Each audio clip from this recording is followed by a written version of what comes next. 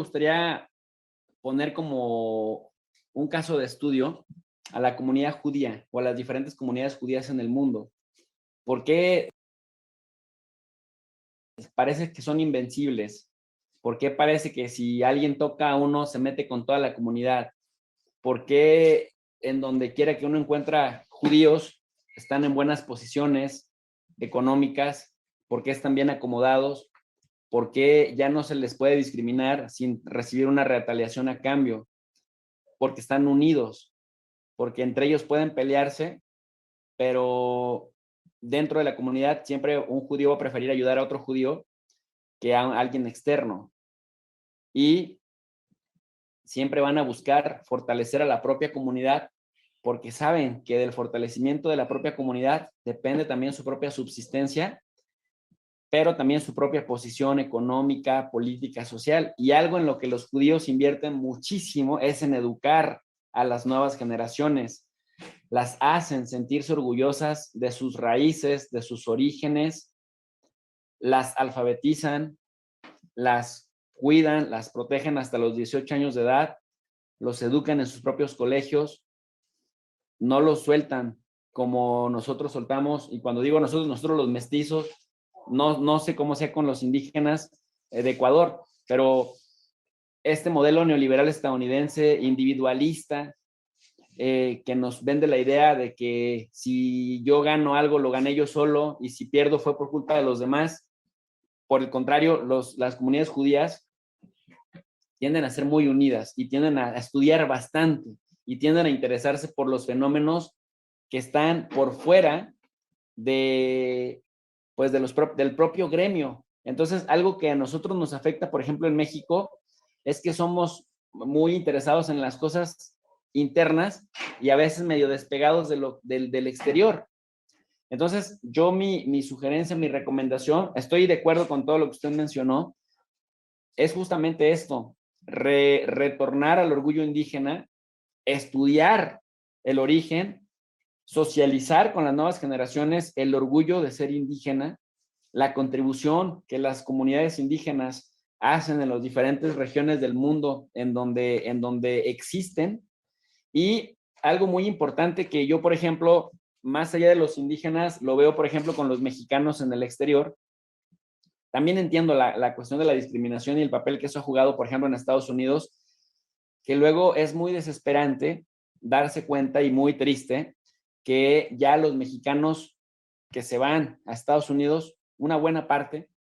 permiten que sus hijos pierdan el idioma español, el castellano, permiten que sus hijos sean unos ignorantes del país de origen de sus padres. Y a mí me parece que eso lo hacen, originalmente lo hacían para evitar el racismo y para evitar el acento que los llevara a ser discriminados por los grupos anglosajones de WASP, de blancos, de los whites Anglo-Saxon Protestants, que es la clase económica dominante. Pero hoy lo que nos ha demostrado eso es que te quedas huérfano de cultura, te quedas huérfano de valores, te quedas huérfano de reserva, de esta reserva comunitaria, que cuando la cosa se complica, encuentra uno ese amor y ese apoyo y ese cariño y esa comprensión y hasta esa ayuda económica en la comunidad, en la familia, el primer y máximo pilar fundamental. Y creo que eso se tiene que seguir trabajando, el conocer que no se piensa en nuestra propia cultura con vergüenza, con pena, que no se pierde el idioma, no importa que son 3, 4, 5 generaciones. Mire, le voy a poner 2 ejemplos muy consistentes. Los judíos sefaraditas y los judíos ashkenazis, parte de lo que los ha llevado a ser tan sólidos es a que no han perdido, han rescatado lenguas que aparentemente estaban muertas. Por ejemplo, los sefardíes hablan una cosa que se llama ladino. El ladino es la combinación del hebreo antiguo con el castellano antiguo. Y cuando usted los escucha hablar, les entiende uno nada más el 30 o el 40%,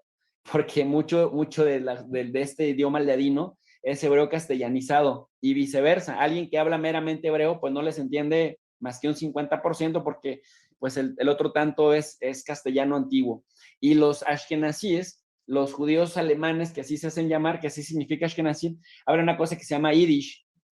El yiddish es la combinación del alemán antiguo con el hebreo antiguo.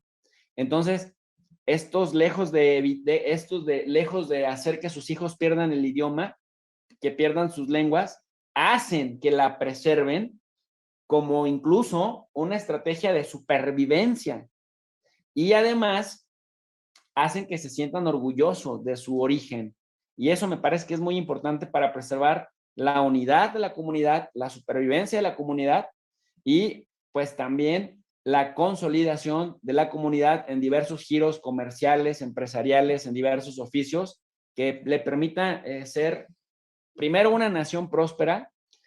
una nación de gente que viva con dignidad y sobre todo otra cosa importantísima, que también se conviertan en sujetos políticos con una capacidad de incidir en la toma de decisiones de aquellos con los que coexistimos y que queremos hacerlo de forma pacífica. Y ahí me parece que, si me lo permite, me parece que Ecuador tiene una ventaja con respecto a los indígenas de otros países. La CONAIE, que si bien es cierto que desde fuera es un tanto incomprendida y muy criticada, me parece que ha logrado hacer algo que todavía no vemos en Colombia o algo que todavía no vemos en Chile, ni en Argentina, ni en el mismo México, en donde se habla tanto de la cuestión de los indígenas, de los diferentes pueblos milenarios, que se ha convertido en un sujeto político con una capacidad de movilización y de organización y que se lo demostraron al traidor de Lenín Moreno, que me parece que lo pusieron a temblar y si no sea por la intervención de agentes extranjeros, financieristas, comerciantes, corporaciones, etcétera, etcétera, y si no nos llega la pandemia, se lo acaban los pueblos indígenas, en el buen sentido de la palabra. Entonces, eso es un punto muy importante que sí tienen los indígenas ecuatorianos y que habrá que seguir fortaleciendo, siempre pensando en fortalecer el origen, la cultura, la lengua y sobre todo el orgullo de sentido de pertinencia, mi querido Félix.